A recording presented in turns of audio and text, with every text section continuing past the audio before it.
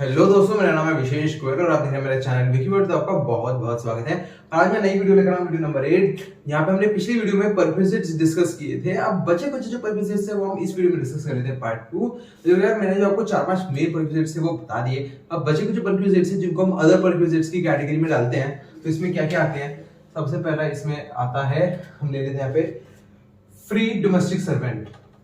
Free domestic servant, तो domestic servants होते हैं ना, वो अगर आपको मिलते हैं वो भी फ्री में, तो उसके लिए हम यहाँ पे क्या करेंगे? देखो ये एक प्रीरेक्विजिट होता है। इसमें सब कुछ होता है, जैसे कोई स्वीपर हो गया, आपका गार्डनर है, वॉचमैन हो गया, या फिर कोई पर्सनल अटेंडेंट है, ये सारे होते हैं। ठीक है, इसमें हम क्या करते हैं कि जो एक्चुअल कॉस्ट होती है, एक्चुअल कॉस्ट टू एम्प्लॉयर, ये ईआर आपको याद है ना, ईआर मतलब कि employer.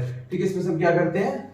Less amount recovered from employ, मतलब कि एम्प्लॉयर को जो कॉस्ट पड़ी है इसकी, उसमें से हमने क्या माइनस कर दिया? माइनस कर दिया हमने जो हमने एम्प्लॉय से लिया है, और ये जो आपका बचेगा दिस विल बी टैक्सेबल। ठीक है ना, मतलब कि टैक्सेबल ही है। तो जितना खर्चा एम्प्लॉय ने दिया उसमें से माइनस कर दो, जो एम्प्लॉय से उसने रिकवर कर लिया, जो बचा बचा है उस पे आप लगा दो टैक्स। अब यहाँ पे सेकंड है, इसमें आ जाता है सप्लाई किस चीज की? 2-3 चीजें हैं, of gas, water, electricity.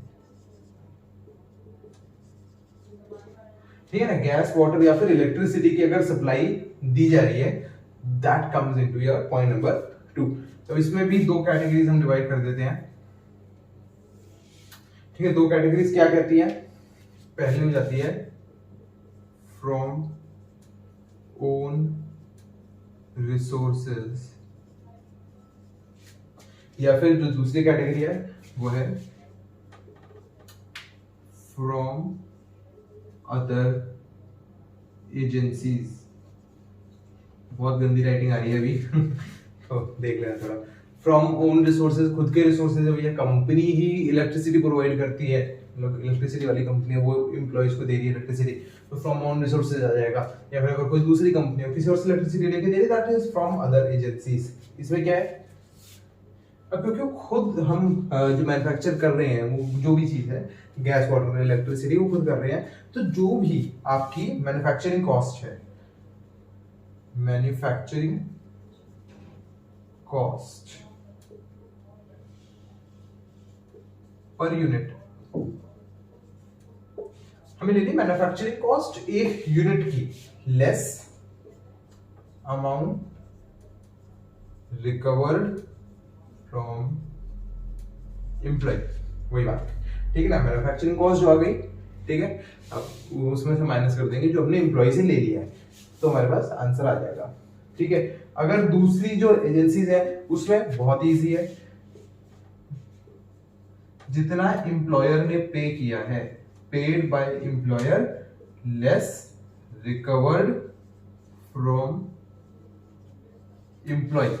Very simple, जितना एम्प्लॉयर ने पे किया माइनस कर दो जो एम्प्लॉय से रिकवर किया गया है। ठीक है ना, तो ये आपका हो जाएगा। ठीक है, तीसरा कर लेते हैं, उसके लिए मैं रब कर देता हूं इसको। ठीक है, 2 हो गया। तीसरा हमारा टॉपिक है इंटरेस्ट फ्री और कंसेशनल लोन। भाई एम्प्लॉयर जो है उसने एम्प्लॉय को लोन दिया है, अब वो लोन 2 तरीके का हो सकता है। या तो उस पे उसने कहा मैं तुमसे इंटरेस्ट लूंगा ही नहीं, कुछ भी इंटरेस्ट नहीं लेने वाला तुमसे, पैसे लो कुछ देर में वापस कर देना। या फिर जाता है कंसेशनल, या फिर भी कि मार्केट में 10% इंटरेस्ट रेट चल रहा है, मैं तुम्हें 5% दे देता हूँ। इस केस में आपको क्या करना है? देखो, सबसे पहले बात कर लेते हैं इंटरेस्ट फ्री के लिए। अब वो 2 तरीके से होता है, या तो एग्जेम्प्टेड हो सकता है, टैक्सेबल हो सकता है। एग्जेम्प्टेड कब और क्यों होगा? देखो, if loan is for treatment of specified disease, कुछ डिजीजेस स्पेसिफाइड है, उसके ट्रीटमेंट के लिए लोन दिया गया है, तो वो एग्जेम्प्टेड है। ठीक है, उसमें कुछ टैक्स वगैरह नहीं लगेगा। या फिर अमाउंट डज नॉट एक्सीड 20,000, 20,000 से कम का लोन दिया, इतना छोटा लोन दिया, उस पर क्या ही तुम टैक्स वैक्स लो, तो इसलिए उसको हटा दिया। ठीक है, एग्जेम्प्टेड कैटेगरी में आ जाता है। अगर इन दोनों में से कुछ भी नहीं है, then it obviously comes in taxable category।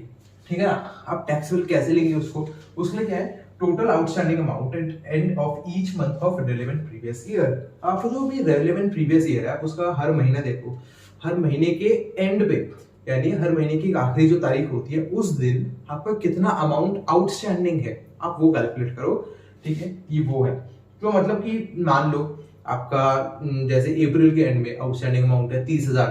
ठीक है, आपने 5 मई को इंस्टॉलमेंट पे कर दी, तो मई के एंड में आपका जो आउटस्टैंडिंग अमाउंट है वो कम हो जाएगा।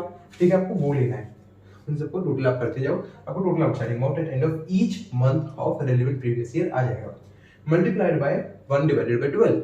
ठीक है ना, ये आपका एक तरीके से आपका मंथली एवरेज निकल गई, और multiplied by SBI lending rate on April 1 of RBI, जो रेलेवेंट प्रीवियस ईयर है उसके पहले दिन यानी 1 अप्रैल को एसबीआई का क्या लेंडिंग रेट था, लोन्स पे क्या रेट चल रहा था, आपको वो मानना है। आज की रेट में क्या है उससे नहीं मतलब, आरबीआई के पहले दिन क्या रेट था हमें वो मान के चलना है, और ये आपका फॉर्मूला बन जाएगा और इससे आपका आंसर निकल के आ जाएगा। ठीक है, तो ये बहुत ही एक इजी है। ये बात हो गई इंटरेस्ट फ्री की। अगर कंसेशनल है, कंसेशनल में क्या हो जाएगा, तो इसमें भी ये क्या करेंगे कि जाहिर सी बात है कि कुछ अमाउंट एम्प्लॉय पे कर रहा है और कुछ अमाउंट एम्प्लॉयर पे कर रहा है, तो उस केस में जो भी एसबीआई का रेट है, एसबीआई का जो भी रेट है, ठीक है, नहीं उस एसबीआई के रेट में से आप माइनस कर दोगे जो भी आपने एम्प्लॉय से लिया है, रिकवर्ड फ्रॉम एम्प्लॉय।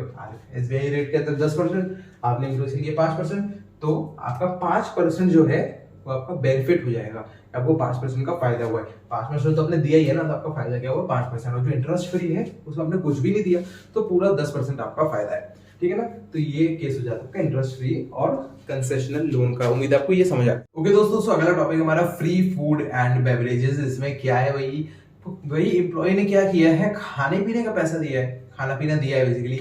तो उसमें क्या हो जाता है यहाँ पे, तो देखो यहाँ पे देखो 3 कैटेगरीज में हमने इसको डिवाइड किया है। पहला है T and snacks during working hours. पे ये वर्किंग आवर्स है, जो एम्प्लॉयर है वो लाके चाय समोसे दे देता है रोज आपको, उसको हम क्या करेंगे भी, क्योंकि रोज वो ऐसे टी एंड स्नैक्स दिए जा रहे हैं ड्यूरिंग वर्किंग आवर्स, तो इसको हम करेंगे नॉट टैक्सेबल।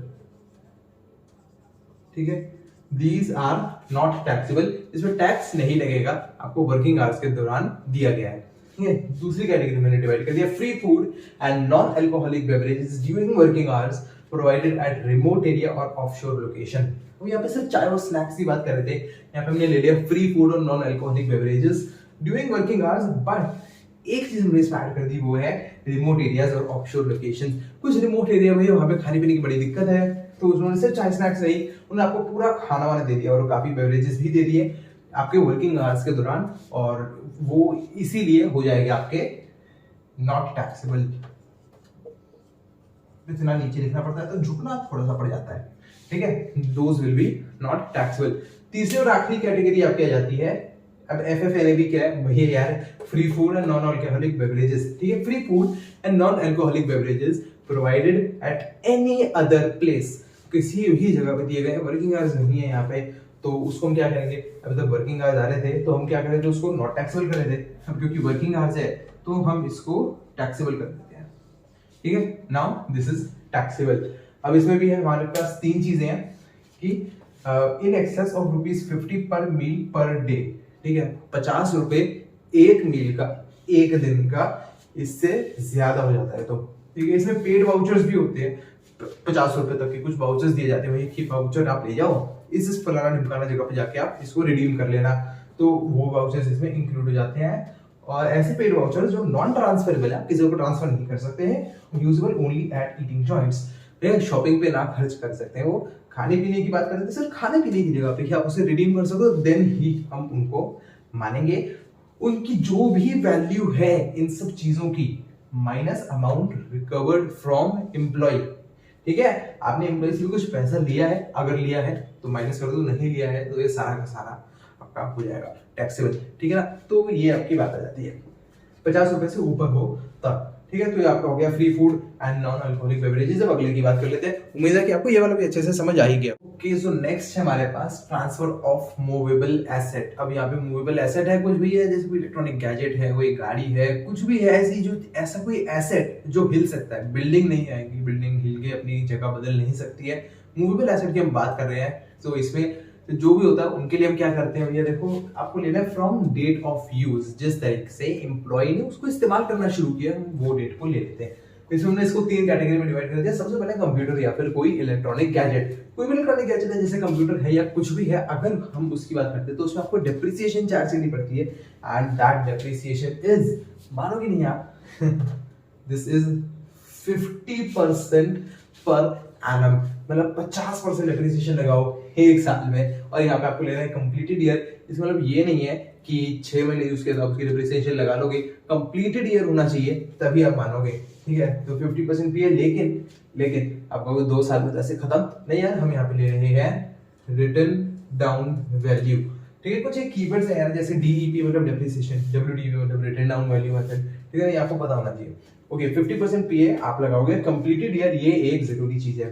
दूसरी चीज आती है कार, यहाँ पे गाड़ी रहती है, उसमें भी आपको डेप्रिसिएशन लगानी है, लेकिन इस बार आपको डेप्रिसिएशन कितनी लगानी है, 50 नहीं भाई, 20% depreciation written down value completed year, ठीक है। इजी पॉइंट है, समझ हो गया। और जो बचे हुए जितने भी एसेट्स होते हैं उस पर आपकी कितनी डेप्रिसिएशन लगेगी, उस पर लगेगी 10% डेप्रिसिएशन। अब आप कहोगे भाई डब्ल्यूडीवी नहीं यार, इस बार हम थोड़ा सा चेंज कर देंगे, इसको कर देंगे स्ट्रेट लाइन मेथड, एसएलएम मतलब स्ट्रेट लाइन मेथड, ठीक है।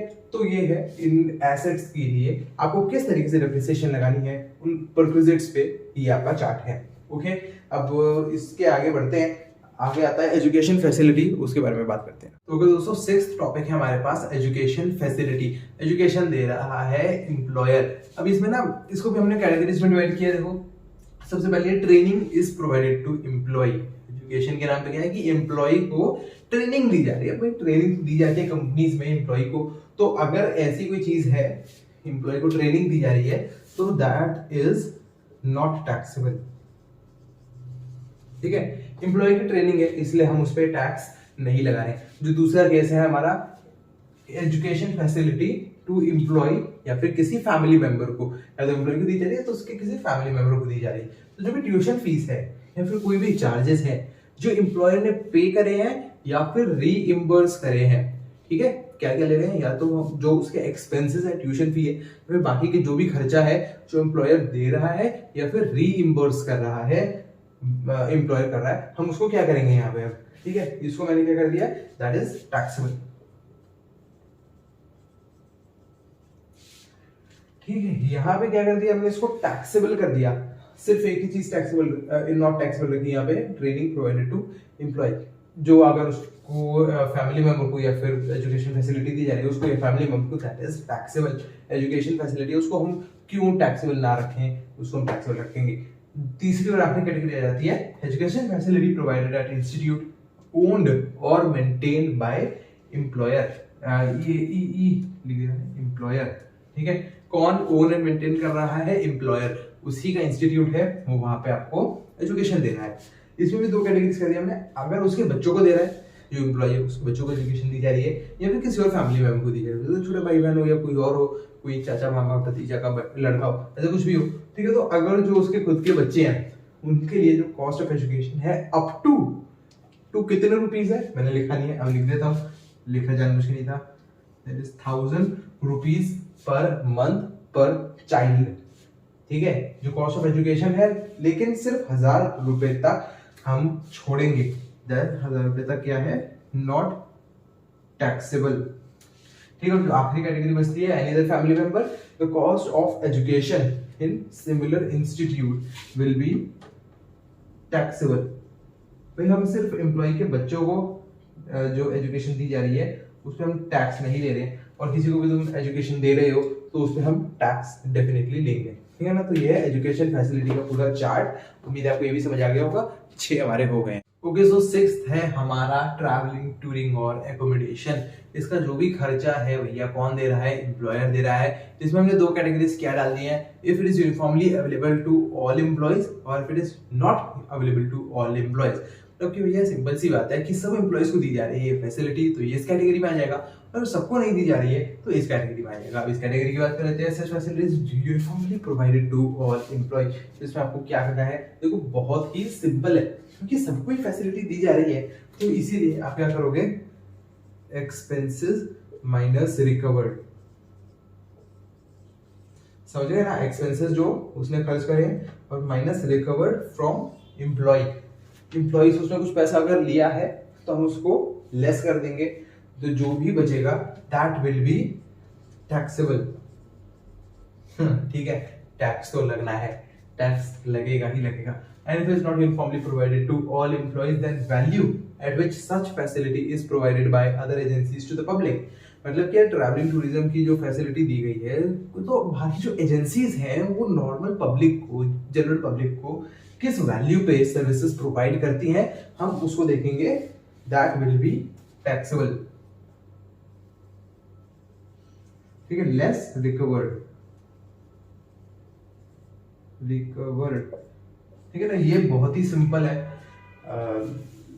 आप कितने सारे चीजों को समझ गए होंगे कि अगर यूनिफॉर्मली सबको दी जा रही है तो जो भी खर्चा हुआ है माइनस जो आपने एम्प्लॉय से लिया है वो टैक्सेबल हो जाएगा। अगर सबको नहीं दी जा रही है, कुछ कुछ लोगों को दी जा रही है, तो भी आपको यही करना है, मार्केट की जो वैल्यू है माइनस रिकवर्ड, आपका टैक्सेबल बन जाएगा। फर्क बस इतना ही है, सबको दी जा रही है तो हमने एम्प्लॉयर का खर्चा ले लिया, और अगर सबको नहीं दी जा रही है तो हमने बाहर की जो भी वैल्यू है अदर एजेंसीज की वो हमने ले ली है।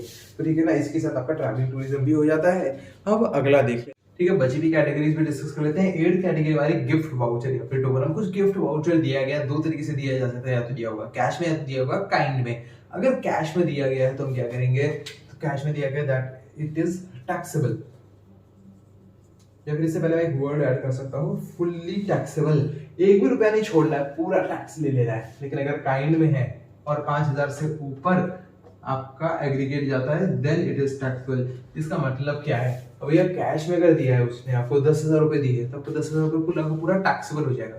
लेकिन अगर काइंड में 10,000 की घड़ी दी है तो 5,000 तक जो है आपका एक्सेंट हो जाएगा, और बाकी का 5,000 आपका टैक्स होगा। मान लेते हैं यार उसने आपको एक 3,000 की घड़ी दी है, अगर तो 3,000 तो पूरा ही एग्जेम्प्ट है, उस पर कोई टैक्स नहीं लगेगा। और अगर उसने आपको, तो इसमें अच्छा एक चीज आपको ध्यान रखना, एग्रीगेट लेना है। इसका मतलब अगर आपको उसने आपको 2-3 गिफ्ट दिए हैं, तब तीनों का टोटल करो, उसकी वैल्यू देखो 5,000 से ऊपर है या नहीं है। अगर है तो फिर आप उसको टैक्सेबल कर दोगे। एंड हाँ, 5,000 रुपए आपको छूट मिलती है, ठीक है, 5,000 रुपए की छूट मिलती है। तो 10,000 अगर उसने गिफ्ट दिया है 10,000 का, तो 10,000 में से 5,000 के 5,000 का आपका टैक्स लगेगा। ये आपका काफी सिंपल सा हो जाता है। और इसी के साथ अगर हम 9th की बात करें तो वो है, या तो हो गया आपका क्रेडिट कार्ड, या फिर हो गई किसी क्लब की फैसिलिटी। वो क्लब मतलब वो पार्टी वाले क्लब नहीं, ठीक है ना, उन क्लब्स को मत मान लेना। क्रेडिट कार्ड या क्लब की फैसिलिटी, इसमें क्या है भाई, बहुत ही सिंपल है। जो भी एक्सपेंडिचर करता है एम्प्लॉयर कुछ एक्सपेंडिचर कर रहा है वो आप लोगे, ठीक है, उसमें से लेस क्या करोगे। अच्छा, इसमें ना आप देखो एक चीज ध्यान देने की है कि आप लेस वो कर रहे हो जो आपका ऑफिशियल पर्पस के लिए है, फॉर ऑफिशियल पर्पस, ठीक है, आपने उसको माइनस कर दिया ऑफिशियल पर्पस का जो भी अमाउंट है, तो ऑफिशियल पर्पस के उस पर आप टैक्स नहीं ले सकते हो। और एक और चीज आप माइनस करोगे, वही जो हर बार माइनस करते हैं, रिकवर्ड फ्रॉम एम्प्लॉय XXX। ये आपकी एक फलाना ढिमकाना वैल्यू बचेगी जिसको आप कर दोगे टैक्सेबल, ठीक है ना। तो ये क्रेडिट कार्ड या क्लब की फैसिलिटी बहुत सिंपल है, जितना भी खर्चा किया है एम्प्लॉयर ने उसमें से आपको माइनस करना है जो भी ऑफिशियल पर्पस के लिए है, और माइनस कर देना जो आपने एम्प्लॉय से लिया है, जो भी बचा कुछ अमाउंट है उससे आप लगा दो टैक्स, ठीक है ना। तो 9 हो गए, और एक आखिरी आपको बचता है, मैं इसी को दिखा देता हूं यहाँ पे। जो 10th है आपका स्वेट इक्विटी शेयर्स। पता है आपको क्या होते हैं स्वेट इक्विटी शेयर्स दिए गए हैं इसको एम्प्लॉइज को। इसमें क्या हो जाता है, सबसे पहली कैटेगरी क्या कहती है, if it has been issued before कैसे लिख रहा हूँ, if it is been issued before, एक यहाँ पे डेट है, ये डेट आप थोड़ा सा याद रख लेना, वो डेट है 31 मार्च 2009। अगर इस डेट से पहले इशू करे गए हैं दैट्स अ डिफरेंट केस, और अगर इस डेट के बाद इशू करे गए हैं then that's a different case. ठीक है, इशूड आफ्टर 31 मार्च 2009। क्या फर्क है इन दोनों केसेस में आपको बता देता हूं। इस केस में दिस इज नॉट टैक्सेबल, ठीक है, एंड जो इसके बाद है 31 मार्च 2009 के बाद, उसमें आप लोगे FMY। FMY क्या होता है? FMY होता है फेयर मार्केट वैल्यू। जो भी उसकी फेयर मार्केट की जो भी वैल्यू है, आप बोलोगे fair market value on the date of exercising the option. इसका क्या मतलब है? बहुत ही सिंपल है। उसको ऑफर किया गया था, उसने जिस दिन जिसको एक्सरसाइज किया है, उस ऑप्शन को एक्सरसाइज किया है, उस दिन जो भी फेयर मार्केट वैल्यू है हम उसको लेंगे। ठीक है ना, ये काफी सिंपल हो जाता है कि फेयर मार्केट वैल्यू क्या होती है, कि आप जो उसको शेयर्स दिए गए थे उनकी वैल्यू मान लो मार्केट में चल रही है 50 रुपए, और जब उसने एक्सरसाइज किया अपना ऑप्शन तब तक वैल्यू 55 रुपए हो चुकी थी, तो वो 55 रुपीज जो है आप लेके चलोगे। ठीक है, that will be fair market value. ठीक है, तो ये यहाँ पे आपका पूरा हो चुका है। हमारा जितने भी परक्विजिट्स थे सारे मैंने आपको करा दिए, बहुत सारे ही करा दिए, 10-15 तो आराम से कराए, 10 तो आज की वीडियो में हो गई थी, पहले भी 4-5 करे हमने, 15 आपको करा दिए, तो बहुत लंबी वीडियोस हो चुकी हैं। अब अगली वीडियो में प्रोविडेंट फंड वगैरह डिस्कस करेंगे। तो बस दोस्तों आज की वीडियो में इतना ही। अगर आपको वीडियो पसंद आई, इसे लाइक जरूर कर देना, बहुत मेहनत लगती है तो लाइक करना तो बनता ही है, और दोस्तों के साथ शेयर कर दो, फायदा सबका होना चाहिए, मेहनत मेरी थोड़ी फैला दो। बाकी चैनल को सब्सक्राइब करके रखना, बेल आइकन को भी जरूर दबा देना। मैं मिलता हूं अपनी अगली वीडियो में, तब तक के लिए tata bye bye, thank you.